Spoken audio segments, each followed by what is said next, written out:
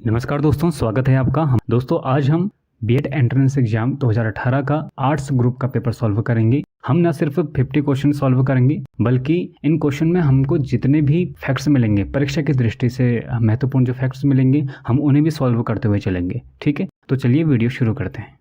देखिए, पहला क्वेश्चन है, मंदसौर पर 1857 की क्रांति में किसके द्वारा बैनर उठाया गया था। देखिए, जो मंदसौर है यह है मध्य प्रदेश में। ठीक है, और इसका आंसर है option A, prince Firoz Shah द्वारा। दूसरा क्वेश्चन है, उस सुल्तान का नाम बताइए जिसके द्वारा शराब के बेचने और शराब पीने पर प्रतिबंध लगाया गया था।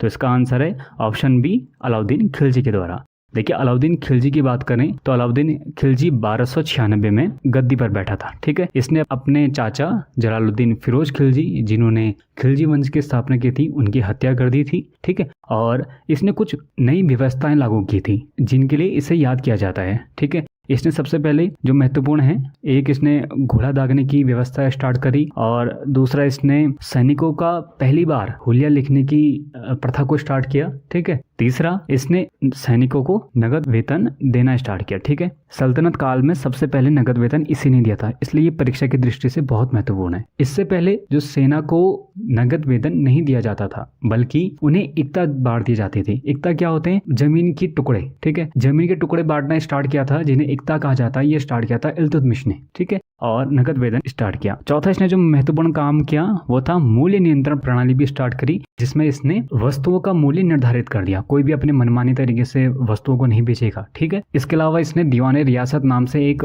पद भी लॉन्च किया, जिसमें क्या हुआ, तो दीवाने रियासत पूरे बाजार पर नियंत्रण रखता था। ठीक है, कौन कीमत बढ़ा रहा है, कोई कीमत, कौन कितना भ्रष्टाचार है, मतलब इन सब में वो नियंत्रण रखता था। ठीक है, नजर रखता था। इसके अलावा इसने स्थायी सेना रखने की शुरुआत भी की। ठीक है, सबसे पहले स्थायी सेना अलाउद्दीन खिलजी ने ही रखी। ठीक है, अगला क्वेश्चन है, अलकनंदा और भागीरथी मिलते हैं। इसका आंसर है ऑप्शन बी, देवप्रयाग पर। देखिए, जैसे ये हमारा उत्तराखंड है, ठीक है, ये गंगोत्री है, गंगोत्री से भागीरथी नदी आती है, और चमोली बद्रीनाथ से अलकनंदा नदी आती है। ये दोनों मिलते हैं देवप्रयाग पर, और देवप्रयाग से जो नदी आगे को जाती है, इसका नाम बन जाता है क्या? गंगा नदी।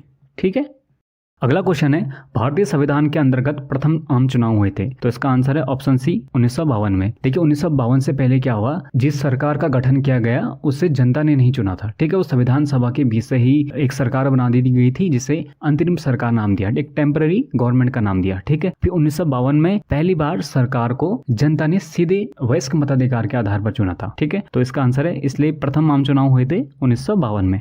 दोस्तों, अगला क्वेश्चन है, वर्ष का सबसे बड़ा दिन कौन सा है। देखिए, ये क्वेश्चन थोड़ा पूरा नहीं है, इसमें होना चाहिए था, ये इस प्रकार से हो सकता था कि भारत में या उत्तरी गोलार्ध में सबसे बड़ा दिन कौन सा होता है, तब 21 जून आंसर होता है। ठीक है, क्योंकि जब सूर्य की किरणें मकर रेखा में सीधी पड़ती हैं, तब मकर रेखा वाले जितने भी देश हैं वहां सबसे बड़ा दिन होता है। ठीक है, और जब सूर्य की किरणें कर्क रेखा में सीधी पड़ती हैं, तब 21 जून को उत्तरी गोलार्ध में सबसे बड़ा दिन होता है। ठीक है, तो 21 जून को उत्तरी गोलार्ध में सबसे बड़ा दिन होता है, और 22 दिसंबर को दक्षिणी गोलार्ध में सबसे बड़ा दिन होता है। अगला क्वेश्चन है, मोहम्मद बिन तुगलक ने अपनी राजधानी दिल्ली से किस शहर को ले जाने की नीति बनाई। ठीक है, तो इसका आंसर है ऑप्शन ए, दौलताबाद, क्योंकि दौलताबाद साउथ में स्थित है, ये महाराष्ट्र में स्थित है, और मोहम्मद बिन तुगलक ने साउथ के बहुत सारे राज्यों को जीता था, तो उसने सोचा कि मैं दक्षिण के राज्यों में भी नजर रखूंगा, और इसलिए उसने अपनी राजधानी दिल्ली से दौलताबाद ट्रांसफर कर दी, लेकिन बाद में इसकी ये नीति भी फेल हो गई थी। ठीक है, अगला क्वेश्चन है, भारत के राष्ट्रीय ध्वज के अशोक चक्र में कितनी तिल्लियां हैं। तो इसका आंसर है ऑप्शन सी,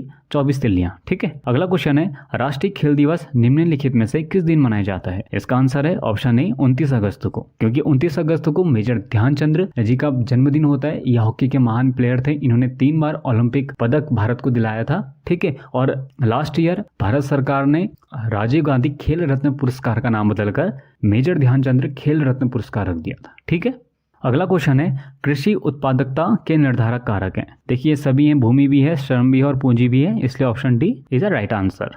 अगला क्वेश्चन है, निम्नलिखित में से कौन सा सामाजिक प्रदूषण नहीं है, मतलब कि सामाजिक बुराई नहीं है। देखिए, कृषि प्रदूषण कोई सामाजिक बुराई नहीं है, बाकी तो सब सामाजिक बुराई है। ठीक है, अगला क्वेश्चन है, तेजाबी वर्षा निम्नलिखित में से एक जोड़े के गैस के सहयोग से होती है। तो इसका आंसर है ऑप्शन बी, ऑक्सीजन और नाइट्रस ऑक्साइड के बीच में जब संक्रिया होती है तब तेजाबी वर्षा का निर्माण होता है। बाकी इसको आप एलिमिनेशन टेक्निक से भी कर सकते हैं, क्योंकि तेजाबी वर्षा में मीथेन का कोई रोल नहीं होता, यहाँ भी मीथेन है, यहाँ भी मीथेन, और कार्बन डाइऑक्साइड का कोई रोल नहीं होता है, इससे भी आंसर सही हो जाता है। ठीक है, अगला क्वेश्चन है, वायु प्रदूषण होता है ऑप्शन सी, धुएं से। आगे चलते हैं। हमारे देश में वन महोत्सव दिवस मनाया जाता है, तो यह ऑप्शन डी 1 जुलाई को। ये 1 जुलाई से लेकर 7 जुलाई तक मनाया जाता है। ठीक है, अगला क्वेश्चन है, जिस रंग की उपस्थिति के कारण पौधे हरे रंग के होते हैं तो उसे क्या कहते हैं? तो इसका आंसर है ऑप्शन सी, क्लोरोफिल के कारण होते हैं। ठीक है, अगला क्वेश्चन है, एक जानवर जो रेगिस्तान में गर्मी को भी सहन कर सकता है वह है ऊंट। अगला क्वेश्चन है, हवा बनती है गैस, पानी के वाष्पीकरण और धूल के कणों से। अगला क्वेश्चन है, भारत के संविधान के किस अनुच्छेद के अनुसार राज्य के राज्यपाल के द्वारा मुख्यमंत्री की नियुक्ति की जाती है? तो इसका आंसर है ऑप्शन बी, अनुच्छेद 164 द्वारा। ठीक है, अनुच्छेद 164 में कहा गया है कि राज्यपाल मुख्यमंत्री को नियुक्त करेगा, और आर्टिकल 75 में कहा गया है कि राष्ट्रपति प्रधानमंत्री की नियुक्ति करेगा। ठीक है, देखिए आप इसमें एक टेक्निक आपको बताता हूँ। 75 में से आप -11 करिए और +100 कर लीजिए। ठीक है, तो 164 आता है, तो ये लगभग एक जैसा ही लगता है। ठीक है, इससे आपको याद करने में बहुत सुविधा होगी और यही फॉर्मूला आपको आगे भी काम आएगा इसी वीडियो में। अगला क्वेश्चन है, राज्य के किसी भी विषय पर संसद को कानून बनाने का अधिकार है, तो ये होता है ऑप्शन डी, आपातकाल में। ठीक है, आपातकाल 3 प्रकार से लगाया जा सकता है किसी भी राज्य या देश में। एक होता है आर्टिकल 352 के द्वारा। आर्टिकल 352 में कहा गया है कि जब देश में युद्ध जैसे हालात हो जाएं या इस प्रकार की अनियमितता हो जाए तो आर्टिकल 352 के द्वारा एक राष्ट्रीय आपातकाल लगाया जा सकता है। दूसरा है आर्टिकल 356 के द्वारा। इसमें कहा गया है कि जब कोई राज्य में अव्यवस्था हो जाए, सरकार उस व्यवस्था को ठीक न कर पाए, अनियमितताएं हो जाएं, तब राज्य में अनुच्छेद 356 के द्वारा आपातकाल लगाया जा सकता है। एक अगला आपातकाल लगता है, वो होता है आर्टिकल 360 के द्वारा। आर्टिकल 360 में कहा गया है जब देश या किसी राज्य की वित्तीय हालत बहुत डामाडोल हो जाए तब आर्टिकल 360 का प्रयोग किया जाए, लेकिन अभी तक वित्तीय आपातकाल हमारे देश में लगा नहीं है। ठीक है, ना ही किसी राज्य में लगा है। अगला क्वेश्चन है, यूएसए के राष्ट्रपति का कार्यकाल होता है, ये होता है दोस्तों 4 वर्ष। ठीक है, 4 वर्ष होता है और यूएसए के राष्ट्रपति सिर्फ 2 ही बार राष्ट्रपति बन सकता है। ठीक है, और भारत में तो वो कितने बार भी बन सकता है। ठीक है, यहाँ कोई लिमिट नहीं है, जबकि यूएसए में 2 टाइम की लिमिट है। अगला क्वेश्चन है, भगवान बुद्ध ने अपना प्रथम उपदेश दिया था, तो ये दिया था ऑप्शन ए, उत्तर प्रदेश के सारनाथ में। अगला क्वेश्चन है, भारत में सबसे बड़ा विधि अधिकारी कौन है? देखिए, भारत में सबसे बड़ा विधि अधिकारी है भारत का महान्यायवादी। ठीक है, विधि अधिकारी या महान्यायवादी होता क्या है? ये भारत सरकार के वकील होते हैं जो उच्च न्यायालय या सर्वोच्च न्यायालय में भारत सरकार की पैरवी करते हैं, या कभी भारत सरकार कोई कानून बना रही होती है तो ये सरकार को विधि से संबंधित सजेशन देते हैं। ठीक है, एक क्वेश्चन अक्सर पूछा जाता है कि ऐसा कौन सा व्यक्ति है जो संसद की कार्यवाही में तो भाग ले सकता है परंतु वोट नहीं दे सकता, तो वो भी कौन है? भारत का महान्यायवादी। भारत के महान्यायवादी के बारे में हमारे आर्टिकल 76 में बताया गया है। ठीक है, और इसी प्रकार की व्यवस्था राज्य में भी है। राज्य में महान्यायवादी को महाधिवक्ता बोलते हैं, एडवोकेट जनरल। जिस प्रकार केंद्र में महान्यायवादी का कार्य होता है उसी प्रकार राज्य में महाधिवक्ता का कार्य होता है। महाधिवक्ता के बारे में हमारे संविधान में आर्टिकल 165 में बताया गया है। ठीक है, अब आप खुद देखिए, 76 में -11 करिए और फिर 100 ऐड कर दीजिए। ठीक है, वही फॉर्मूला जो मैंने आपको पीछे बताया वही सिम्पल में आपको 2 आर्टिकल यहाँ से 2 4 आर्टिकल आपको याद हो जाएंगे। ठीक है, अगला क्वेश्चन है, 19 जुलाई 1969 को कितने बैंक राष्ट्रीयकृत किए गए? देखिए, राष्ट्रीयकृत कहने का मतलब है सरकारी बनाया गया। एक्चुअली सरकारी क्यों बनाया गया? क्योंकि उस समय क्या हुआ, ये जो बैंक होते थे ये प्राइवेट होते थे और ये जो ये बड़े अमीर लोग होते थे उनकी मदद करते थे, आम जनता को ना ही लोन देते थे ना ही किसी प्रकार की मदद करते थे। तो सरकार ने इनको अपने अंडर ले लिया। ठीक है, उनको सरकारी बैंक बना दिया। तो इसका आंसर है 19 जुलाई 1969 को 14 बैंकों को नेशनलाइज किया गया। ठीक है, उनको सरकारी बनाया गया। अब तक कुल 3 बार बैंक राष्ट्रीयकृत हो चुके हैं। सबसे पहले हुए थे 1955 में, इसमें एसबीआई को सरकारी बैंक बनाया गया। ठीक है, उसके बाद 1969 में दूसरी बार हुआ और तीसरी बार 1980 में बैंकों को राष्ट्रीयकृत किया गया। ठीक है, अगला क्वेश्चन है, अनुच्छेद 21A के घोषणा के तहत राज्य को निःशुल्क एवं अनिवार्य शिक्षा सभी बच्चों को दी जानी चाहिए। तो इसका आंसर है ऑप्शन ए, 6 से 14 वर्ष के बच्चों को। देखिए, एक चीज यहाँ पर आपको मैं एक कॉन्सेप्ट बताता हूँ। जब भी आपको आर्टिकल में कोई भी नंबर होगा, नंबर के आगे आपको कैपिटल ABCD या कुछ भी इस प्रकार का दिखेगा, तो इसका मतलब होता है कि इस आर्टिकल को संविधान लागू होने के बाद जोड़ा गया। ठीक है, जब भी कैपिटल लेटर आएगा तो उसका मतलब यह है कि उसे बाद में जोड़ा गया, और जब स्मॉल लेटर आएगा तो इसका मतलब है कि जब हमारे देश में संविधान लागू हो रहा था वो उसी समय से हमारे मूल संविधान में शामिल है। और जैसे 21 है तो इसे बाद में जोड़ा गया होगा, तो कब जोड़ा? इसे जोड़ा गया 86 संविधान संशोधन 2002 के द्वारा। ठीक है, अगला क्वेश्चन है, उस स्थान की पहचान कीजिए जहां से अलाउद्दीन खिलजी ने अपने आप को सुल्तान घोषित किया और गद्दी पर बैठ गया। तो इसका आंसर है ऑप्शन ए, अवध। एक्चुअली इसने जब अपने चाचा जलालुद्दीन फिरोज खिलजी को मारा तो इसने मारा था इलाहाबाद में, ठीक है। और फिर इसने अवध में जाके अपना सबसे पहले सुल्तान अपने को घोषित किया। अगला क्वेश्चन है 4 फरवरी 1928 को किसके द्वारा बारदोली सत्याग्रह प्रारंभ किया गया था? तो ये किया गया था वल्लभ भाई पटेल के द्वारा। ये बारदोली सत्याग्रह एक्चुअली है क्या? बारदोली गुजरात का एक जिला है। उस समय वहाँ बॉम्बे प्रेसिडेंसी का राज्य था। जैसे हमारे अभी के हमारे जो भारत में कई सारे राज्य हैं, उत्तराखंड है, उत्तर प्रदेश है, उसी प्रकार अंग्रेजों ने भी भारत को कई अलग अलग राज्यों में बांटा था, ठीक है। एक Bengal presidency, Bombay presidency, Madras presidency. तो जो गुजरात है वो बॉम्बे प्रेसिडेंसी के अंदर आता था। तब बॉम्बे प्रेसिडेंसी ने एक रूल निकाला कि जो किसान लगान देते हैं उसमें उन्होंने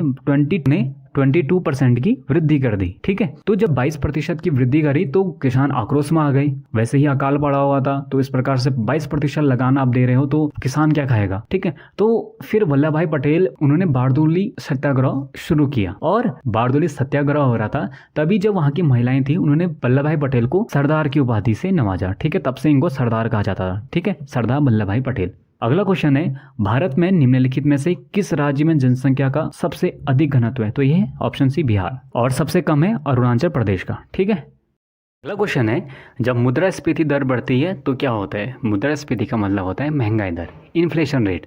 तो इसका आंसर है धन की खरीद शक्ति घट जाती है। धन की खरीद शक्ति कहने का मतलब है कि जैसे पहले आपको कोई वस्तु 10 रुपये की मिल रही है, ठीक है, आज वही वस्तु आपको 20 रुपये की मिल रही है। पहले आप 20 रुपये की 2 वस्तु ले लेते थे, लेकिन आज वही वस्तु आपको 20 रुपये की एक मिल रही है। तो क्या है? धन की क्रय शक्ति, उसके खरीदने की शक्ति घट गई है। तो इसे कहते हैं धन की खरीद शक्ति का घट जाना, ठीक है, ऑप्शन बी। दोस्तों अगला क्वेश्चन है देश की गरीबी रेखा की पड़ताल के लिए सरकार द्वारा निम्नलिखित में से कौन सी समिति का गठन किया गया था? तो इसका आंसर है ऑप्शन ए और ऑप्शन सी। दोस्तों इसमें सुरेश तेंदुलकर समिति भी सही है और रंगराजन समिति भी सही है, ठीक है। तो उस समय ये क्वेश्चन शायद डिलीट हुआ होगा, तो यहाँ पर ये दोनों कॉमन है, ठीक है। अगला क्वेश्चन है भारत में औद्योगिकीकरण के पिता के रूप में किसे जाना जाता है? तो ये है ऑप्शन बी जमशेदजी टाटा। इन्होंने ही टाटा ग्रुप ऑफ इंडस्ट्रीज की शुरुआत की थी, ठीक है। दोस्तों अगला क्वेश्चन है भारत द्वारा कर और खर्च करने की नीति को क्या कहते हैं? ठीक है, तो इसका आंसर है ऑप्शन डी राजकोषीय नीति, ठीक है। इसमें सरकार नया टैक्स लगाती है या हमें कहाँ रुपया खर्च करना है, इस प्रकार की नीति बनाती है। और जब आरबीआई यानी कि reserve bank of India bank से संबंधित, रुपये से संबंधित नई नीति बनाती है, जैसे हमें ब्याज दर कितना देना है, रेपो रेट कितना लगाना है, रिवर्स रेपो रेट कितना लगाना है, तो इस प्रकार की नीति बनाती है, तो उसे कहते हैं मौद्रिक नीति। आरबीआई बनाती है मौद्रिक नीति और सरकार बनाती है राजकोषीय नीति। अगले क्वेश्चन में चलते हैं दोस्तों। 2017 के देखिए, अभी 2017 पुराना हो गया, अब इसको 2022 का लेते हैं, ठीक है। तो 2022 के स्वच्छ सर्वेक्षण के अनुसार भारत में कौन सा शहर सबसे अधिक साफ सुथरा घोषित किया गया? तो अभी भी वैसे 2017 में भी इंदौर ही था, अभी भी इंदौर ही है, ठीक है। दूसरे नंबर में भोपाल है और तीसरे नंबर में चंडीगढ़, ठीक है। अगला क्वेश्चन है भारत में मुद्रास्फीति को किस सूचक से मापा जाता है? तो ये मापा जाता है ऑप्शन बी उपभोक्ता कीमत सूचक, ठीक है। देखिए पहले भारत में थोक कीमत सूचकांक के द्वारा नापा जाता था, ठीक है। अब धीरे धीरे सरकार उपभोक्ता कीमत सूचक की ओर चल रही है। उपभोक्ता कीमत सूचक क्या होती है? देखिए कोई वस्तु कंपनी में बनी, फिर वो थोकदार के पास गई, ठीक है, एक बल्क में जाते हैं, जहाँ से वो डिस्ट्रीब्यूटर के पास गई और डिस्ट्रीब्यूटर ने फिर वो कई दुकानों में भेजी, ठीक है। अब दुकानों में जाने के बाद वो गई कहाँ? पब्लिक के पास आई, ठीक है। तो जब दुकान से पब्लिक के पास आ रही, जो जिस रेट से आ रही, तो उसका एक औसत निकाला जाता है, उसे हम कहते हैं उपभोक्ता कीमत सूचकांक, और इसी से महंगाई दर निर्धारित होती है। अगला क्वेश्चन है निम्नलिखित में से बादशाहनामा का लेखक कौन है? तो इसका आंसर है ऑप्शन ए अब्दुल हामिद लाहौरी। ये शाहजहां के काल के लेखक है, ठीक है। अगला क्वेश्चन है अकबर के दरबार में सुंदर लिखावट के लिए जिसे जरीन कलाम या सोने की कलम से नवाजा गया, उसका नाम है मोहम्मद हुसैन। ये हुसैन होगा दोस्तों, ठीक है। अगला क्वेश्चन है भारत छोड़ो आंदोलन में कौन सी एक महत्वपूर्ण विशेषता थी? तो इसका आंसर है ऑप्शन डी। देखिए उसमें क्या हुआ, जब भारत छोड़ो आंदोलन चल रहा था 1942 में, तब भारत की जनता ने अपने अपने क्षेत्र विशेष में एक समानांतर सरकार का गठन किया। समानांतर सरकार मतलब जैसे अभी एक हमारी राज्य सरकार है, तो कहीं ना कहीं एक हमारे ग्राम प्रधान, वो भी तो सरकारी है ना, पंचायत भी है, अपने आप में सरकार है। तो लोगों ने क्या किया, इसी प्रकार की अपने लोगों से मिलाकर एक समानांतर सरकार बना दी, जिसे लोगों की सरकार कहा जाता था, ठीक है। इस प्रकार समानांतर सरकार का कॉन्सेप्ट कब आया? भारत छोड़ो आंदोलन के समय। अगला क्वेश्चन है विश्व पर्यटन दिवस मनाया जाता है, तो ये मनाया जाता है ऑप्शन सी 27 सितंबर को। ठीक है। अगला क्वेश्चन है चीनी शुगर 2016-17। ये क्वेश्चन आप इसको डिलीट करिए, अब ये इसका कोई रिलेवेंट नहीं है। ठीक है। लेकिन हाँ, वर्तमान में उत्तर प्रदेश शुगर के उत्पादन में नंबर 1 में। ठीक है। अगला क्वेश्चन है भारत में निम्नलिखित में से कौन सा केंद्रक अभिकरण, मतलब कि सेंट्रल एजेंसी ऐसी कौन है जो बजट को बनाती है, तो इसका आंसर है ऑप्शन सी वित्त मंत्रालय। ठीक है। निम्नलिखित में से सबसे कम जनसंख्या वाला प्रदेश है, तो वो है ऑप्शन सी सिक्किम। अगला क्वेश्चन है दिल्ली सल्तनत के पतन के बाद सोने के सिक्के चलाने वाला पहला शासक कौन था। यह है ऑप्शन ए अकबर। मतलब मुगल काल में सबसे पहले सोने के सिक्के किसने चलाए, अकबर ने चलाए। अगर हम भारत की बात करें तो भारत में सबसे पहले सोने के सिक्के चलाए थे कनिष्क ने। ठीक है। और सल्तनत काल में सबसे पहले सोने के सिक्के चलाए थे अलाउद्दीन खिलजी ने। ठीक है। लेकिन अलाउद्दीन खिलजी से पहले ही मोहम्मद गोरी ने भी सोने के सिक्के चलाए थे, जिसमें उसने सोने के सिक्के के एक तरफ लक्ष्मी की प्रतिमा बनाई थी और दूसरी तरफ उसने मोहम्मद बिन शाम करके उसमें लिखा हुआ था। ठीक है। अगला क्वेश्चन है निम्नलिखित में से कौन सा ब्रिक्स का सदस्य नहीं है, तो इसका आंसर है ऑप्शन सी सऊदी अरब। ठीक है। और ब्रिक्स की स्थापना हुई थी 2009 में। ठीक है। अगला क्वेश्चन है भारत में श्रमिक आंदोलन को संगठित करने वाले पहले नेता कौन थे, तो ये थे लाला लाजपत राय। देखिए, जिस प्रकार पूरे देश में आंदोलन हो रहे थे उसी प्रकार श्रमिक भी आंदोलन कर रहे थे अपने अधिकारों के लिए। ठीक है। तो सब अलग अलग कर रहे थे, तो एक संगठित नहीं थे, जिससे सरकार उनकी बात सुन नहीं रही थी। ठीक है। तो लाला लाजपत राय ने क्या किया, 1920 में अखिल भारतीय ट्रेड यूनियन कांग्रेस की स्थापना की थी। ठीक है। ये अक्सर पेपर में बहुत बार पूछा गया क्वेश्चन है, आगे पूछा जा सकता है। ठीक है। अगला क्वेश्चन है भारतीय संविधान के अनुसार अध्यादेश लागू करने का अधिकार किसे होता है, तो भारतीय संविधान के अनुसार राष्ट्रपति और राज्यपाल दोनों को होता है। राष्ट्रपति को होता है आर्टिकल 1, 2, 3 के अंतर्गत और राज्यपाल को होता है 2, 1, 3 के अंतर्गत। ठीक है।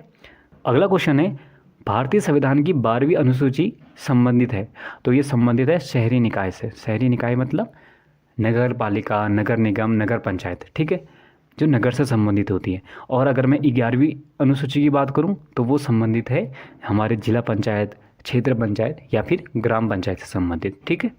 अगला क्वेश्चन है परिवार के सदस्यों द्वारा घरेलू उत्पाद माना जाता है। देखिए, घर में जितनी इनकम होगी, वास्तविक आय होगी, वही आपका घरेलू उत्पाद है। ठीक है दोस्तों। अगला क्वेश्चन है पृथ्वी का सबसे छोटा महाद्वीप है, तो यह ऑप्शन बी ऑस्ट्रेलिया। और सबसे बड़ा महाद्वीप है एशिया महाद्वीप। और अगर बात करूं कि ऐसा कौन सा महाद्वीप है जिससे होकर कर्क रेखा, मकर रेखा और भूमध्य रेखा तीनों रेखाएं गुजरती हैं, तो है अफ्रीका महाद्वीप। ठीक है। अगला क्वेश्चन है समाजीकरण व्यक्ति को बनाने की प्रक्रिया है। समाजीकरण का मतलब होता है जैसे कोई समाज है, कोई दूसरा समाज है, उसकी कुछ अच्छाइयाँ होंगी, उन अच्छाई को कोई दूसरा समाज अडॉप्ट कर रहा है, तो उसे समाजीकरण कहते हैं। ठीक है। तो समाजीकरण व्यक्ति को सामाजिक ही बनाएगा और ज़्यादा सामाजिक बनाएगा। ठीक है। अगला क्वेश्चन है संस्कृतिकरण से जुड़े समाजशास्त्रीय। संस्कृतिकरण का मतलब यही है जैसे हमारी भारतीय संस्कृति थी और एक पाश्चात्य संस्कृति, तो भारतीय संस्कृति ने पाश्चात्य संस्कृति की बहुत सारे गुणों को अडॉप्ट किया है। ठीक है। तो उसे कहते हैं संस्कृतिकरण। तो इससे जुड़े समाजशास्त्री हैं MN श्रीनिवास। ठीक है। अगला क्वेश्चन है समाजशास्त्र का जनक किसे कहा जाता है, तो ये कहा जाता है ऑप्शन ए अगस्ट कॉम्टे को। अगला क्वेश्चन है विद्यालय एवं समाज के संबंधों पर किसने बल दिया, तो ये दिया था जॉन डीवी ने। आप जब बीएड करेंगे तो जॉन डीवी के बारे में आप बहुत पढ़ेंगे। ठीक है। इनका पूरी थ्योरी है बीएड में हमें देखने को मिलती है। तो दोस्तों आज के लिए बस इतना ही। अगर आपको हमारी वीडियोस अच्छी लगे तो इस चैनल को जरूर सब्सक्राइब कीजिएगा और अपने दोस्तों को हमारी वीडियोस जरूर शेयर कीजिएगा। हमसे जुड़ने के लिए थैंक यू सो मच।